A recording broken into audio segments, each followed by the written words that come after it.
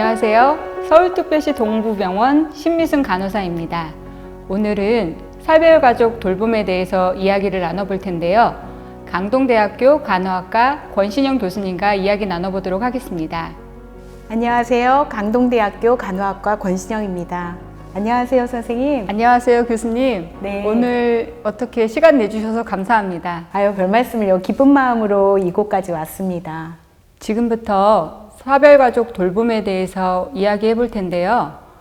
호스피스 자원봉사자로 활동하다 보면 가족들이 우리 환자 얼마나 살아계실 것 같아요? 라고 묻기도 하고, 환자가 곧 돌아가실 것을 예상하고 가족들이 많이 슬퍼하잖아요. 이때 봉사자분들은 환자분들의 가족들을 어떻게 돌봐야 할까요? 호스피스 자원봉사자분들이 주로 만나시는 환자와 가족은 말기 상황의 환자와 가족입니다. 봉사활동을 하다 보면 사별 전 단계인 예견된 슬픔 반응을 보이는 보호자를 만나게 되는데요. 환자와 가족은 상실이 예상되면서부터 예견된 슬픔이 시작됩니다. 죽음의 결과에 대응하기 위한 안전한 장치와 같은 역할을 하는데, 예견된 슬픔이 길어지게 되면 가족은 죽어가는 환자로부터 정서적인 철회가 이루어집니다. 만약에 이런 정서적인 철회가 이루어지고 난 이후에 환자가 임종하시게 되면 가족들은 심한 죄책감을 느끼게 됩니다. 그래서 이 시기가 무엇보다 참 중요한데요.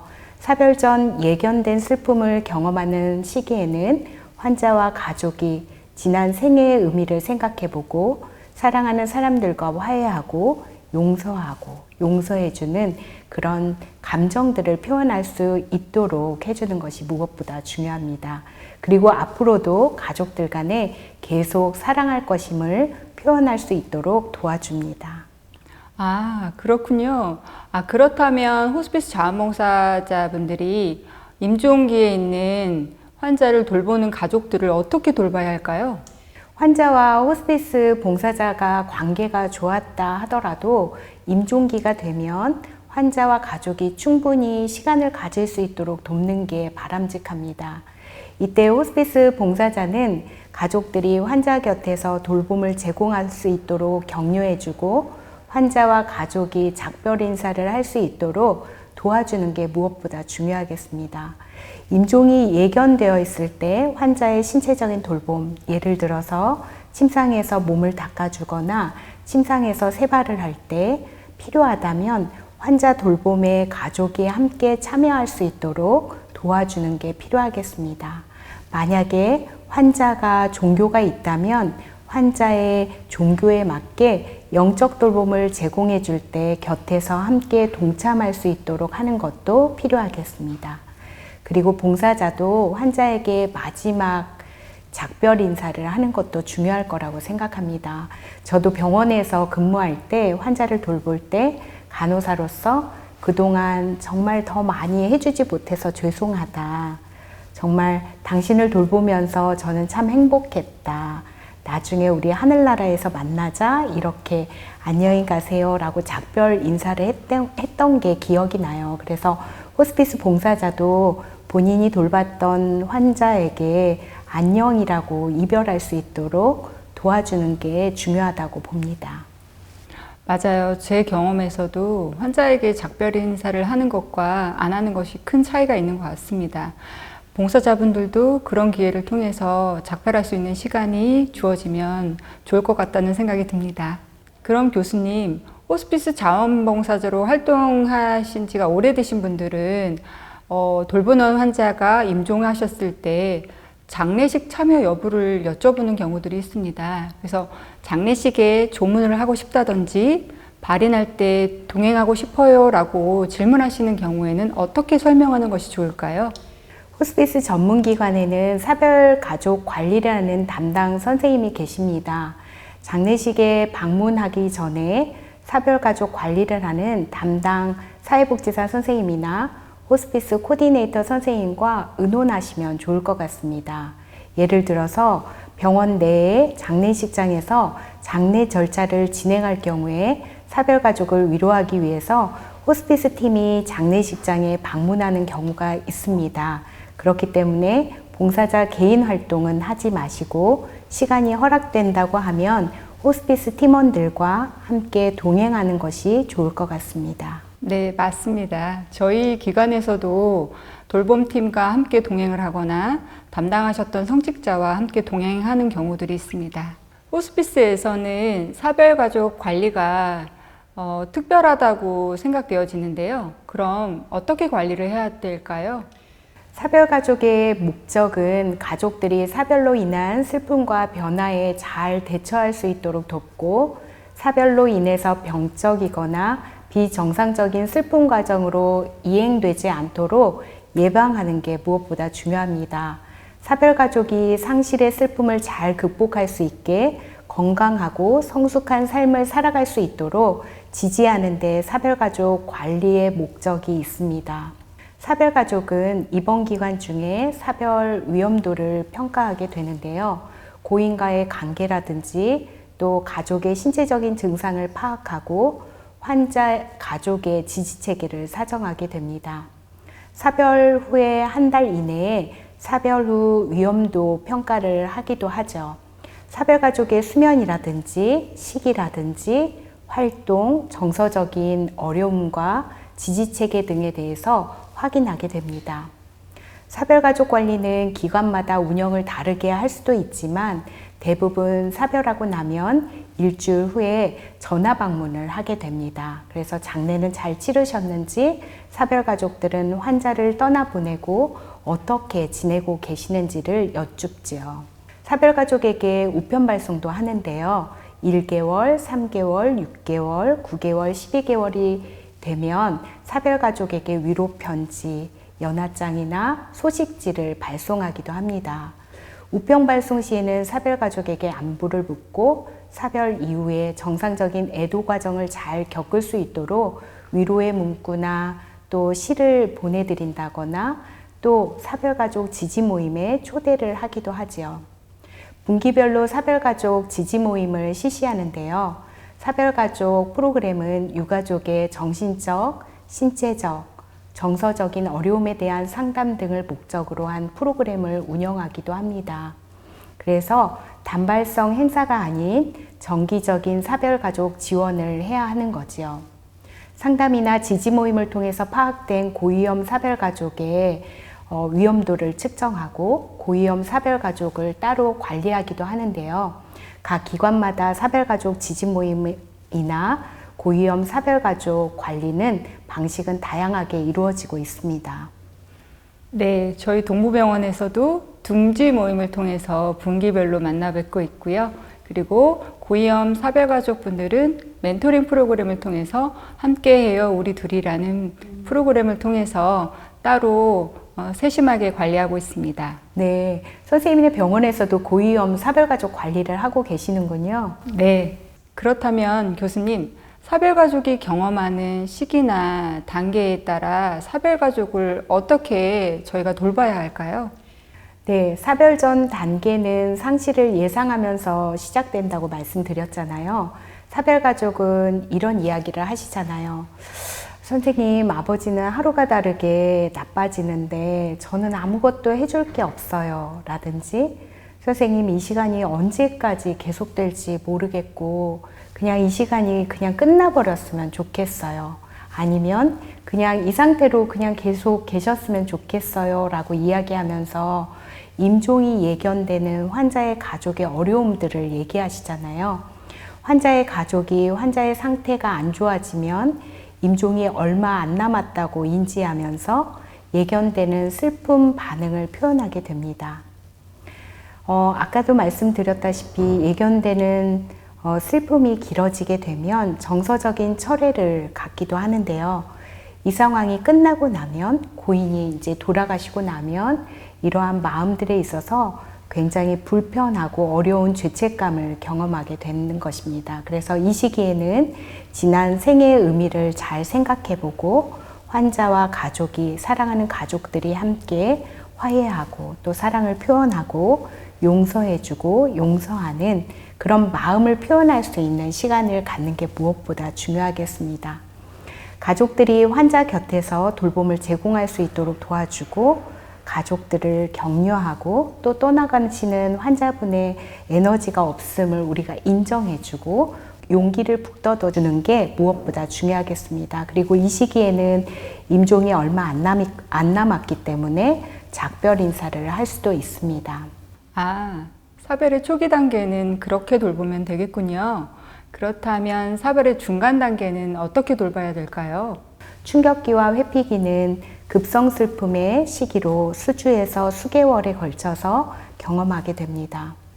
사별가족은 충격과 멍한 상태로 부정하기도 하고 또 부당하다고 느끼기도 하고 무감각하게 느낄 수도 있습니다. 그래서 이런 감정들이 복합적으로 나타내는 시기입니다. 그래서 사별가족들은 가만히 있다가도 문득 어머니가 생각나기도 하고 가만히 있다가도 이게 아닌 거라고 회피하기도 하고 부정하기도 합니다. 그리고 호스피스 병동에 너무 빨리 입원해서 우리 부모님이, 우리 아내가, 우리 남편이 빨리 돌아가셨다고 생각하기도 하죠.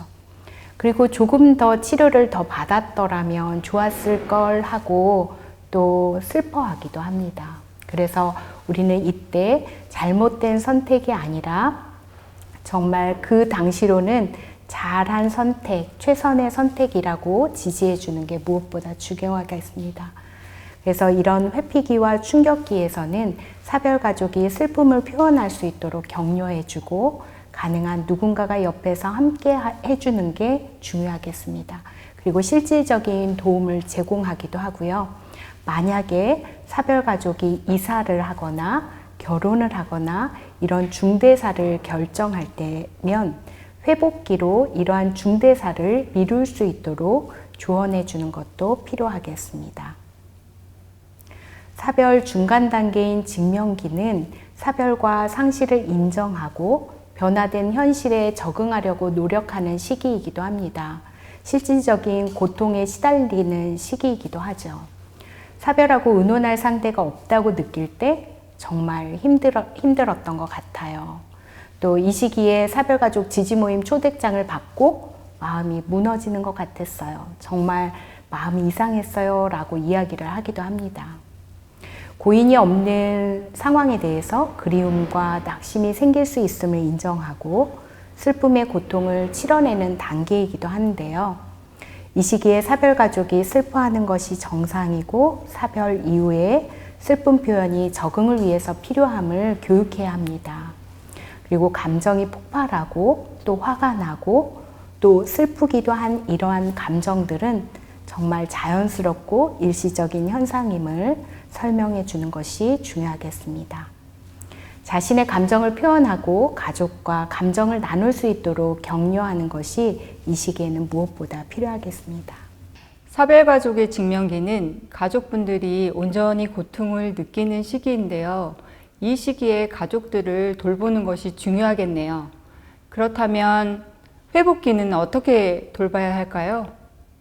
사별 적응 단계인 회복기는 상실감의 고통으로부터 회복되는 시기로 고통이 없는 생활에 재적응할 수 있도록 도와주고 사별의 슬픔에 회복되는 단계이기도 합니다. 그래서 이 시기에는 새로운 역할에 대한 대처 능력이 증가되기도 하고 정상적인 삶으로 회복되는 단계인데요. 그리고 내면의 세계에서 힘이 생기는 이러한 단계입니다. 그래서 새로운 사회활동을 하거나 취미를 갖거나 또 새로운 목표 설정을 해서 사회화가 이루어질 수 있도록 도와드리고 사별가족이 미루어왔던 중요한 일들을 할 수 있도록 격려해 주기도 합니다. 그렇다면 교수님, 사별마다 그 유형이 다 다르잖아요. 배우자를 사별했다던가, 부모를 사별했다던가, 자녀를 사별했다던가, 형제 사별 등 다양한 사별의 유형이 있는데요. 그러면 유형마다 어떻게 돌봐야 할까요? 심희 선생님은 혹시 지금까지 돌봤던 환자 중에 기억이 나는 환자가 있으세요? 기억에 가장 많이 남는 환자. 물론 모든 환자분들이 다 기억에 남지만 무엇보다도 자녀 사별인 경우가 유독 기억이 남는 것 같아요. 네, 그러니까 자녀가 환자였고 또 자녀를 돌보던 부모님이 사별 가족이셨나요? 네, 그렇습니다. 네, 그 경험에 대해서 조금 이야기 먼저 해주실 수 있으실까요? 네, 어머니와 아드님 두 분이 같이 생활하셨던 가정이셨고요. 어머님이 아드님의 투병 생활을 쭉 하에 오시다가 아드님이 이제 말기암 진단을 받고 임종을 하신 경우였어요. 그렇다 보니까 아무래도 늘 생활을 같이 했고 같이 간병을 했던 아드님이 임종을 하신 후에 한 2년 정도까지도 부정과 회피 단계에서 아주 힘들어하는 유형을 경험했습니다. 선생님이 경험한 사별의 유형이 자녀사별인데요. 자녀사별은 부모로서 겪는 가장 고통스러운 상실감으로 볼 수가 있습니다. 아이를 잃었다는 것은 자신의 일부를 잃어버렸다고 생각이 들 수도 있어요. 부모로서 자신의 기본적인 역할을 잘 수행하지 못했다는 실패를 느끼게 됩니다. 자녀사별을 한 부모를 돌볼 때는 죽은 자녀와의 생존에 있었을 때 긍정적인 부분을 강조하고 부부간의 상실 경험으로 인해서 견해의 차이가 있어서 부부의 관계가 얼그러지지 않도록 돕는 것이 무엇보다 중요하겠습니다. 그리고 자녀를 사별하고 난 이후에 남는 자녀에 대해서 부모의 역할을 소홀히 하지 않도록 옆에서 지지하고 돕는 것이 중요하겠습니다. 혹시 선생님, 자녀를 사별한 경험 말고 부모를 사별한 경험이 혹시 있으실까요? 저는 어린 두 자녀를 둔 엄마를 사별한 아이들을 경험을 했었는데요. 4살과 9살의 아이였는데 그 아이들이 어떻게 과정을 지내고 임종을 어떻게 받아들여야 될지, 혹시 그 과정에서 어떻게 우리가 도와야 될지 큰 어려움이 있더라고요. 이럴 때는 어떻게 도와야 할까요? 부모 사별의 경우에는 장성한 자녀 외에도 영유아기라든지 아동기, 청소년기에 부모를 사별하는 경우들이 있죠. 그리고 경험이 다 다르기는 하겠지만 부모의 죽음은 아이가 직면하는 가장 중요한 상실 중에 하나입니다. 영유아인 경우에도 그들만의 언어와 행동으로 상실의 슬픔을 표현하기도 하는데요. 영유아기에는 많이 아이가 보채거나 울면서 뭔가의 변화에 대해서 슬픔을 표현하기도 합니다. 아동이라고 하더라도 아동의 익숙한 표현 방식으로 그들의 고통을 표현할 수도 있고요. 부모의 장례식에 이런 경우는 참석하지 못하도록 어른들이 막기도 하는데요. 신뢰감이 있는 가족들이 함께 동행해서 아동이 장례식장에 참여할 수 있도록 하는 것도 부모를 잃어버린 것들을 기억하고 또 추모할 수 있도록 도와주는 방법이 될 수도 있습니다. 특히 10대에는 사별의 상실의 경험이 또 다른 혼란을 가중시킬 수도 있습니다. 청소년기에는 친구나 또래와 감정을 나눌 수 있도록 해주고 고인에 대해서 긍정적인 면을 기억할 수 있도록 지지해 주는 것이 이 시기에는 무엇보다 중요하겠습니다. 혹여나 고인에 대한 원망이나 마음에서 스스로 죄책감을 가지고 있다거나 이런 부분들을 느끼지 않도록 부모의 죽음이 자신이 때문이라고 느끼지 않도록 자책하지 않도록 돕는 것이 중요하겠습니다.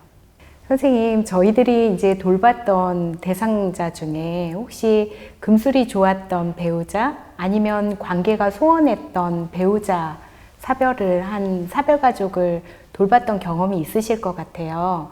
선생님의 경험에서 배우자를 사별한 유가족과의 상담이라든지 혹시 돌봄의 경험이 있다라고 하면 좀 한번 이야기를 나눠주시겠어요?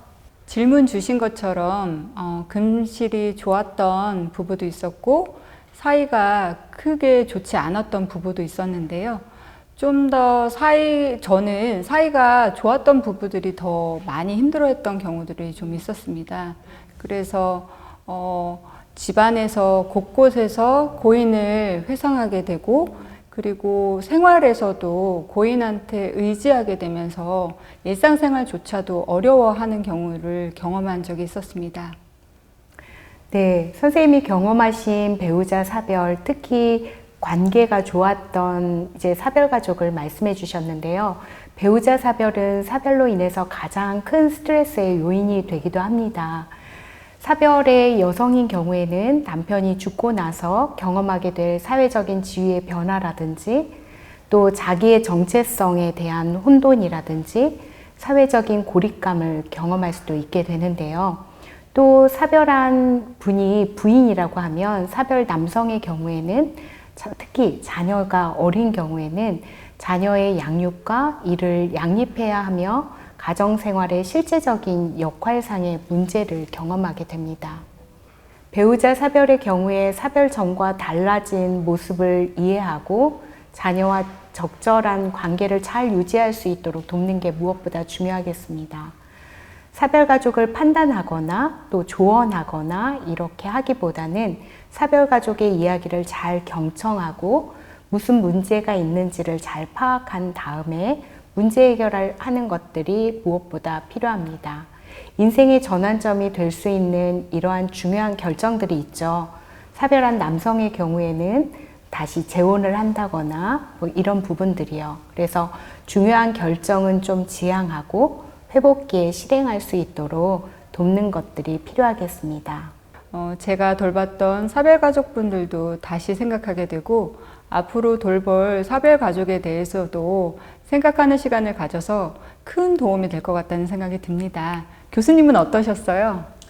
네, 이 영상을 시청하시는 시청자 여러분들도 주위에 사별한 유가족이 계신다면 이 영상을 보시고 사별가족 돌봄에 도움이 되셨으면 좋겠습니다. 교수님 참석해 주셔서 감사합니다. 지금까지 권신영 교수님과 사별가족 돌봄에 대해서 이야기 나눠봤는데요.